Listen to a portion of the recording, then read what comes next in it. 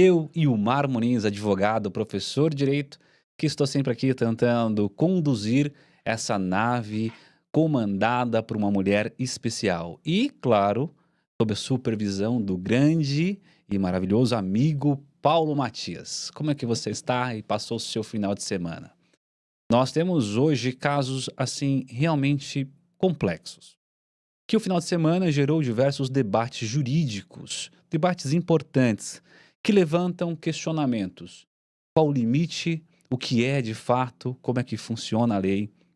E principalmente, a comoção é motivo para mudar questões jurídicas? Olha que questão importante hoje.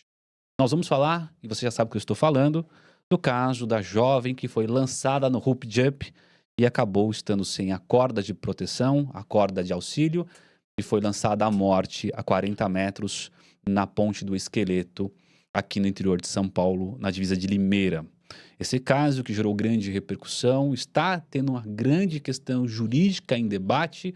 Nós vamos falar, nós vamos comentar, nós vamos colocar ponto a ponto de como funciona a lei, de que fato que é, de como é que você faz para entender, para que você possa ter essas observações jurídicas importantes. Porque isso é o caso a caso, explicar juridicamente as questões. E claro, nós vamos falar agora sobre a questão da denúncia da Deolane.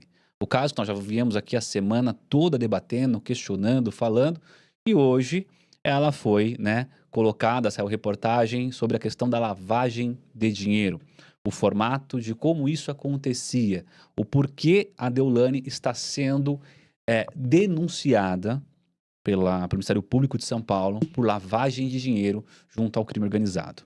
E comigo hoje está o grande advogado Fábio Luna para poder falar com a gente aqui, entender melhor, dar as explicações. Fábio, é um prazer enorme ter você com a gente. O prazer é todo meu, desejo uma boa tarde a todos.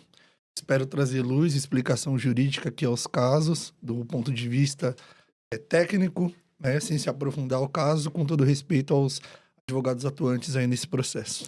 Perfeito, doutor. Aqui nós temos alguns pontos importantes.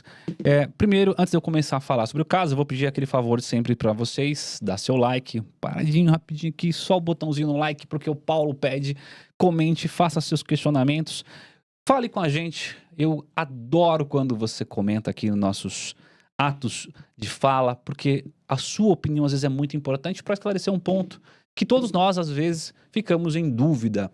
Como eu disse, o público do Caso a Caso é muito especial porque ajuda a solucionar muitos casos jurídicos. E aqui a gente tem esse caso, doutor Fábio, que, como eu disse, chamou a atenção esse final de semana. Sim. Eu estava ali, né, zapeando a internet e quando eu vi passar pelo Instagram do Bate, foi o primeiro que eu vi, uma moça sendo arremessada, né? E aí, logo em seguida, a frase é: mulher morre ao ser arremessada no rope jump sem estar com a corda de proteção. E aí eu juro que aquele momento, quando eu vi aquilo, eu tive que voltar para assistir algumas vezes, porque até então eu não tinha conseguido raciocinar o que era aquilo. Sim. E aí depois começaram a surgir outras imagens, né? De outros ângulos que foi sendo colocado.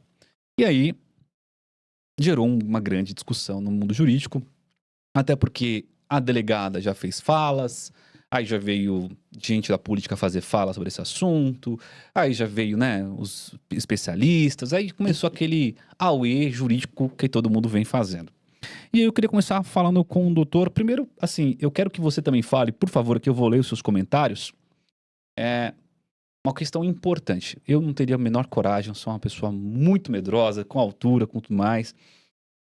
Mas ali, pelo que foi informado, era uma ponte abandonada, pelo que a gente conseguiu apurar pela internet. Antes de a gente começar nas questões jurídicas criminais, que a população possa entender,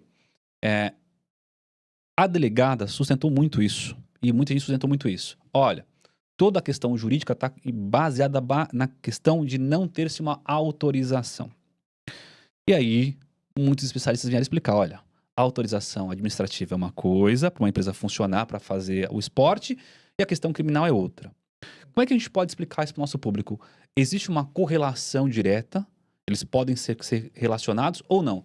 Não interessa se tem autorização para fazer o esporte ou não, e o crime em si tem as suas peculiaridades específicas. Como é que funciona isso de fato? Para responder isso, primeiramente a gente vai ter que ter uma investigação mais longa para entender aí se há mesmo essa licença, né, ali para a prática do esporte. A gente conseguiu ver aí que essa empresa aí que praticava isso, ela tinha muitos seguidores, muitas pessoas ali no dia, tinha mais de 100 pessoas para praticar, né, esse salto. Digo também, assim como o doutor disse, eu também tenho muito medo de altura, mas são questões diferentes, questões administrativas e questões criminais, né?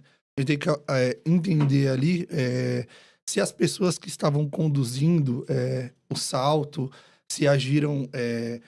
E aí a discussão que vem à tona, né? Se há o dolo, se é culposo. Esse é o entendimento que se traz aí essa discussão que se traz na internet, né? Essa busca para também encontrar os culpados, de penalizar alguém. E essa talvez seja a maior discussão que a gente vai acompanhando aí na internet e o clamor também do público diante de uma fatalidade dessa, né? Que está repercutindo não só no nosso país, mas também como no exterior. Alguns colegas que estão lá também estão comentando bastante isso. Olha, eu vou já puxar essa informação e vou ler aqui um comentário da Luciana Cabral, que é interessante. Quem decide explorar uma atividade nessas condições cria um risco proibido e assume conscientemente a possibilidade de produzir o resultado morte. Luciana, eu vou explorar a sua pergunta. Vou te chamar de Lulu, vou te explorar bastante a sua pergunta aqui, porque é um ponto muito interessante. Muita gente está te trazendo essas informações. E por que eu chamei esse ponto para o doutor das autorizações? Basicamente, nós temos dois grupos discutindo, né, e opinando sobre essa questão jurídica. Um grupo, a qual parece que se filia à delegada, é o seguinte: não ter uma autorização, não ter uma licença para estar explorando aquilo naquele local. E como bem observou aqui a Luciana, não ter essas observações gera um risco consciente. Olha, você teria que ter essas autorizações. Então vamos trabalhar no ponto da hipótese, né? Tirar aqui o caso concreto. Se não tem a autorização, isso por si só, na visão do doutor, já é suficiente para que a gente possa ter aí uma questão subjetiva de dolo ou culpa? Não, quando a gente fala de dolo eventual, né? O dolo eventual, ele tá numa linha muito tênue ali também da culpa consciente, né? Dolo eventual é quando você assume o risco e se acontecer, você não tá nem aí. É o famoso dane-se, né? Então, a título de exemplo, uma pessoa vem num carro a 160 km por hora e ela fala que se ela bater, ela não tá nem aí. E ali, visto os vídeos, a gente não consegue aprofundar, né? Não se entende por isso, né? Não se jogou e se acontecesse, dane-se, né? Uhum, Se a corda não podia ou se não poderia ocorrer. Ali o que se entende é que é um salto onde deveria se haver um dever de fiscalização. E por isso que a gente fala muito na burocracia, né? São várias pessoas, teriam que se verificar se a corda foi amarrada, se ela não foi amarrada, fazer um acompanhamento maior, o que não foi, o que acabou ocasionando nessa fatalidade, que é a morte, né? uhum. Então, eu não entendo pelo dolo eventual, porque eu não entendo que as pessoas ali assumiram o risco de jogar ela e se ela morresse, morreu ou não morreu, né? Então, a corda seria um caso, no meu entendimento jurídico, a corda é fina, vamos arriscar se vai aguentar o peso ou não. Eu não entendo que foi isso. Ali o que eu entendo é que foi que esqueceram mesmo, ou não se atentaram ao fato de amarrar a corda, o que era o essencial ali para que ocorresse o salto, né? E é um posicionamento já sustentado por vários juristas, né? Eu vi até que o doutor Auri também já foi até a internet, sustentou justamente essa frase que o doutor está falando, que nós não podemos, e aí uma frase até do Auri interessante, ele falou, nós não podemos colocar a sensibilidade, a tragédia e o clamor que esse caso trouxe e mudar a questão jurídica de subjetividade. Se houve ou não intenção, se houve ou não a consciência do que estava se fazendo de culpa e dolo. E aí muitos estão sustentando o seguinte, olha, aconteceu o fato, mas nenhum dos participantes ali que estavam, por nenhum momento, assumiram o risco, queriam que acontecesse, presumiam que poderia acontecer. O que ocorreu, de fato, foi uma negligência, né? Eles negligenciaram e tomaram as cautelas de fiscalização. E, basicamente, o que eu ouvi de uma pessoa que está na investigação, né, que falou muito sobre isso, exatamente aquela questão que todo mundo tinha a obrigação de fiscalizar e ninguém fiscaliza, porque um confiou na fiscalização do outro. Então acabou ninguém fiscalizando, ninguém olhando de fato o que aconteceu, e aí aconteceu a tragédia. Você viu? Era pra você ver? Não, era pra você ver. Aí fica nessa de quem viu. Quem não viu, ninguém viu nada. A menina estava sem a corda e aí acabou sendo lançada sem o equipamento de segurança de fazer a trava dela. E aí, esses 2 pontos são importantes, porque isso está gerando muita discussão mesmo. Mas aí, estamos falando de uma empresa. Aí eu vou fazer os 2 papéis, tá, doutor? Pra gente poder ter esse debate interessante. Mas estamos falando de uma empresa. A empresa tinha que ter, no mínimo, essa cautela. Aí, de novo, quem defende isso fala, por falta dessa cautela, é uma culpa consciente, é um dolo eventual. Ela assume o risco, porque teria que ter pessoas só para fiscalizar. Se não tem alguém só para fiscalizar, não tinha uma pessoa específica para aquilo, o responsável pelaquela programação, teoricamente, estaria responsável por um dolo eventual. Aí, como o doutor se filia, pelo que eu entendi, não, olha, por mais que a gente fique chateado, por mais que a gente fique triste com o que aconteceu com essa tragédia, nós estamos falando ainda de um dolo, de uma questão de homicídio culposo. E é justamente uma questão da negligência, correto? Correto. Esses 2 pontos.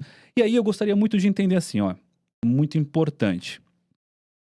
Se continuar, porque a delegada está caminhando no homicídio com dolo eventual, me parece que o juiz também da causa da audiência de custódia também meio que pensou nesse sentido, até porque manteve a custódia. Qual é o caminho que isso toma se for do homicídio doloso? E qual o caminho que ele tende a tomar se for homicídio culposo? Existe diferença processual nesses 2 caminhos? Existe uma grande diferença aí processual. Quando a gente está falando em crimes contra a vida e um crime doloso, ele é julgado pelo tribunal do júri. Então, primeiramente, depois de finalizar as investigações, o promotor de justiça ele oferece a denúncia, e aí se cria-se uma fase preliminar ao tribunal do júri chamado fase de pronúncia, onde faz-se as instruções das provas oitivas, ouve as testemunhas, e ali o juiz do caso decide pela pronúncia ou impronúncia. Ele pode até desclassificar, depois de ouvir todo mundo, por um crime culposo, e aí quem julga é um juiz. Se vai para o tribunal do júri, aí é uma outra história, né? A gente vai para jurados, né? A gente pega pessoas do povo, idoneidade é escolhida, faz uma diferença, ele chama 21 jurados, separa, a defesa escolhe 3, a acusação escolhe 3 e aí é julgado pelo povo, né? Se fosse um homicídio culposo, aí quem vai julgar é um juiz mesmo, um juiz togado, é um juiz que fez concurso público, é ele que julga, ele faz toda a instrução processual e forma-se o julgamento ali do fato. Além dessa diferença, né, que claramente nós temos na questão processual, né? Então, os procedimentos são, como o doutor explicou brilhantemente, são muito distintos. Se você pega o júri, você tem um procedimento que são chamados de bifásico, que nós começamos com a fase inicial da pronúncia, se pronunciado vai para a segunda fase, que é do plenário, e se não for homicídio culposo, é uma fase só, que é uma fase processual comum a qualquer outro tipo de crime, que é um juiz togado que julga. Mas aí, para que a gente possa já levantar esse debate, porque eu tenho certeza que muita gente aqui já vai querer falar isso também, a diferença de penificação. Nós estamos falando do homicídio culposo, que apenas chega até 3 anos, se for questão profissional até 4, e no homicídio doloso nós chegamos a 20 anos de reclusão inicial, Sim. no simples, né? Nesse caso, doutor, não existe possibilidade de ter outros crimes subjacentes nessa situação toda, para que possa ter uma punição, porque pelo que estão perguntando, já estão falando, é o seguinte: se for para homicídio culposo, eles não vão ficar presos. Essa é a realidade no Brasil ou não? Quando a gente fala num crime culposo, e aí no homicídio culposo, a previsão é de detenção, ela não é nem de reclusão. E então você não ficaria num regime fechado, o máximo seria um semiaberto ou um aberto, né? E também não há uma previsão processual para prisão preventiva se fosse fosse entendido pelo homicídio culposo ali na fase preliminar. Então eles não poderiam nem estar presos, porque não existe essa previsão legal no Código de Processo Penal para crimes culposos, né? Eu entendo, né, que esse clamor, a sociedade, tudo, e esse sentimento, é um sentimento para todos nós. Assistir o vídeo é muito difícil, você assiste, é uma tragédia, né? Mas o fato, a atitude, ela só pode ser diferenciada no meu entendimento, em 2. Ou dolo, Era a vontade, porque não existe um risco de jogar alguém de 40 metros. Se você jogar alguém de 40 metros, a pessoa vai morrer. Não é assumir um risco de jogar alguém de 40 metros sem uma corda, ela vai morrer, é o dolo, é a vontade. Eu joguei, ela vai morrer. Ou ele é culposo, eu negligenciei. Era para ter passado por uma fase onde ter olhado as cordas, se tudo estava... todos os equipamentos estavam corretamente ali na pessoa, né? Uhum. Sei que é um caso muito difícil, eu imagino a dor da família, Sim, né? claro. Enfim, mas eu só consigo ver, juridicamente falando, só das duas formas. Ou, se fosse dolo direto, vontade, ou se fosse culposo ali, pela negligência de não ter colocado as cordas, né? Então, quando a gente vai falar num culposo, aí teria, né, nessa questão prisão, a gente fala prisão, não poderia ficar preso. Não existe essa previsão. Então, não teria como. Já quando a gente fala num crime doloso, aí sim, a pena é superior a 4 anos, há essa previsão, e aí pode-se manter uma prisão preventiva, que foi o que se permaneceu hoje na audiência de custódia. Antes de continuar, eu preciso parar rapidinho aqui para agradecer e ler o comentário da nossa querida Lori Santos. Lori, ó, um grande beijo. Coloquei aqui, boa noite, doutor Ilmar, equipes e convidado. Lamentável esse incidente. Esperamos que seja investigado de forma justa. Abraços, doutor. Abraços, Lori Santos. Muito obrigado. Você que me segue lá no Instagram, sempre comenta, a gente conversa pelo Instagram. Muito obrigado pelo carinho. E olha, realmente é uma questão, assim, muito difícil, porque vendo de forma social, doutor, a gente olha, as pessoas olham para isso e se indignam, né? Fala, meu Deus, como assim? Isso vai ter uma pena talvez de 3 anos, e se tiver uma pena de 3 anos, não vai ficar nem presa. Essa menina morreu, uma menina de 21 anos, acabou com sonhos, acabou com uma vida, com uma família. Só que a legislação brasileira, ela é clara, como o doutor muito bem explicou. Ou a gente está diante do dolo, e aí tem que ser comprovada essa vontade ou esse risco real que se assumiu a cometer o resultado morte, ou nós estamos diante de um crime culposo. E se nós estamos diante de um crime culposo, ele vai se encaixar no 121, parágrafo 3º, nas condições a qual nós temos uma pena que vai até 3 anos.